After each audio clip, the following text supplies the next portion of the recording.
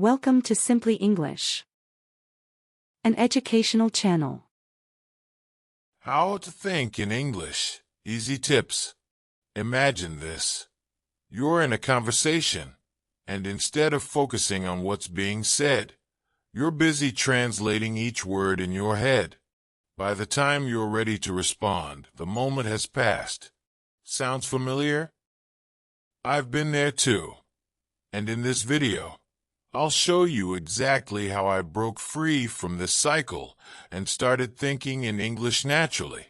These 10 steps not only improved my fluency, but transformed my confidence. Let's dive in, and make sure to stay till the end, because the last tip is one that completely changed my mindset. Step 1. Surround yourself with English. When I started my journey, I realized that my environment was my first obstacle. Everything around me screamed my native language, from the TV shows I watched to the music I listened to. So I made a change.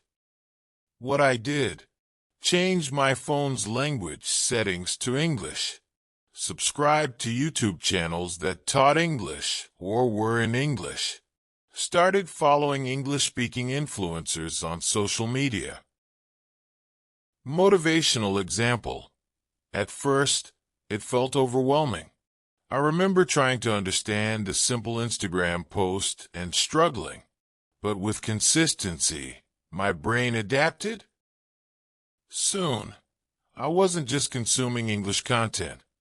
I was thinking about what I'd read, watched, or heard, all in English.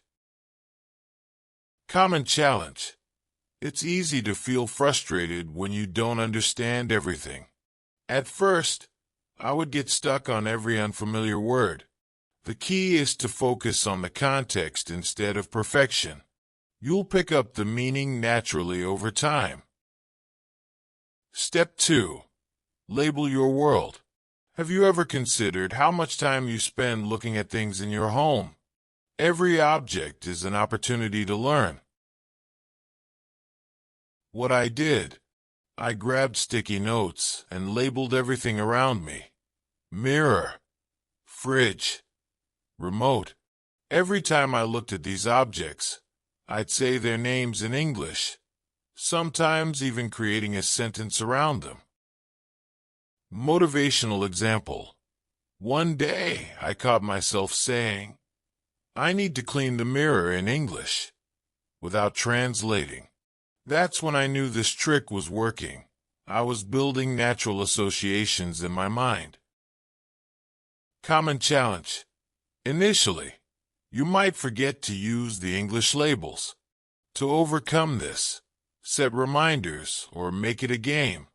Reward yourself for every object you name correctly throughout the day. Step 3. Talk to yourself. Talking to yourself might sound strange, but trust me, it's one of the best ways to practice. What I did, I started describing my daily tasks aloud in English. For example, while brushing my teeth, I'd say, I'm brushing my teeth. I also began having imaginary conversations with myself about random topics. Motivational example. At first, I felt awkward, but over time, it became second nature. One day, while preparing breakfast, I realized I had narrated my entire morning in English without even thinking about it. Common challenge. It might feel silly or uncomfortable at first. Remind yourself that this practice is for you. No one else has to know. With time, it will feel more natural and enjoyable. Step 4. Start simple. When I began this process, I made a big mistake. I aimed for perfection. But then I realized that starting small and simple was more effective. What I did, focused on constructing basic sentences, used simple phrases to describe what I wanted to express. Motivational example. Instead of trying to say, "I'm contemplating whether I should go for a walk," I'd simply say, "I think I'll walk." This made it easier to form sentences and increased my fluency over time. Common challenge. The desire to use complex sentences can slow you down. Remind yourself that fluency is built on mastering the basics first. Complexity will come naturally later. Step 5. Reflect on your day in English. Every night, I take 5 minutes to replay my entire day. But in English. What I did.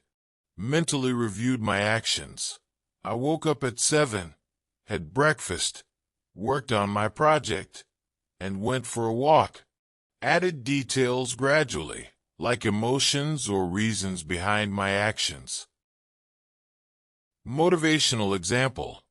At first, it was tough to stick to this habit, but within weeks, I started dreaming in English.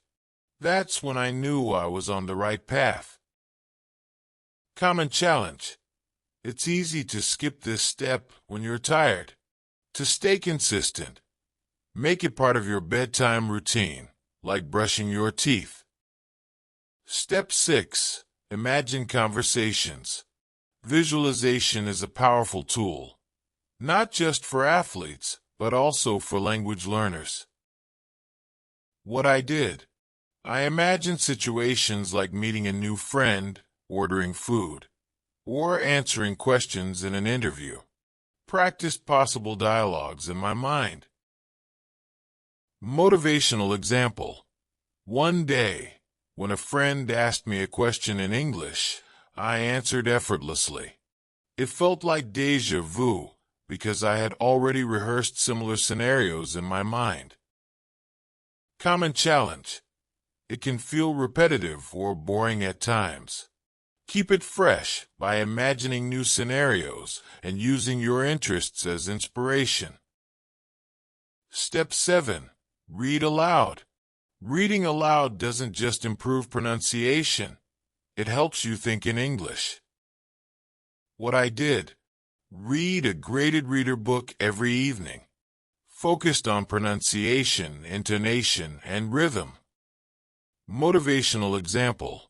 There was a story I loved, and after reading it aloud multiple times, I could narrate parts of it from memory. It made me feel like a natural speaker. Common challenge. You might feel self-conscious about your pronunciation. Remember, mistakes are part of learning. Focus on improvement, not perfection. Step 8. Timed speaking. This technique forces your brain to think in English under pressure. What I did. Set a timer for 2 minutes. Picked a topic like my favorite food and spoke nonstop in English. Motivational example. At first, I paused a lot and stumbled over words. But after a few weeks, I could speak fluently for the entire duration without overthinking. Common challenge. You might run out of ideas or feel nervous. Prepare a list of simple topics to discuss and remind yourself that fluency grows with practice. Step 9. Use English in emotional moments. Our strongest memories are tied to emotions. I realized I could use this to my advantage. What I did. When I was happy, I'd think I'm so excited. When upset, I'd express my feelings in English. Motivational example. One day, after watching an emotional movie, I wrote down my thoughts in English. This not only improved my thinking, but also helped me connect deeper with the language. Common challenge. Expressing emotions in a new language can feel unnatural. Start small with simple phrases, and over time, let your emotions guide your words. Step 10. Make English a habit. The key to thinking in English is consistency. What I did: created a daily routine with English activities, listening to podcasts, journaling, and speaking. Treated English not as a subject, but as a lifestyle. Motivational example: over time, English stopped feeling like a foreign language. It became part of who I am. Today, I think, dream, and express myself in English without hesitation. Common challenge: it's easy to lose motivation over time. Keep things interesting by varying your activities and celebrating small wins along the way. Conclusion: your turn to think in English. If I could do it, so can you. Start small, stay consistent, and watch how these 10 steps transform your fluency. Which step will you begin with? Let me know in the comments below. And don't forget to like, share, and subscribe for more transformational tips. Together, we'll make English second nature for you. Thanks for watching this video from Simply English, an educational channel for all ages and all stages. If you're new to this channel and enjoyed this video, please subscribe and press the like button. If you have any suggestions, please mention them in the comments section. Take care, and goodbye.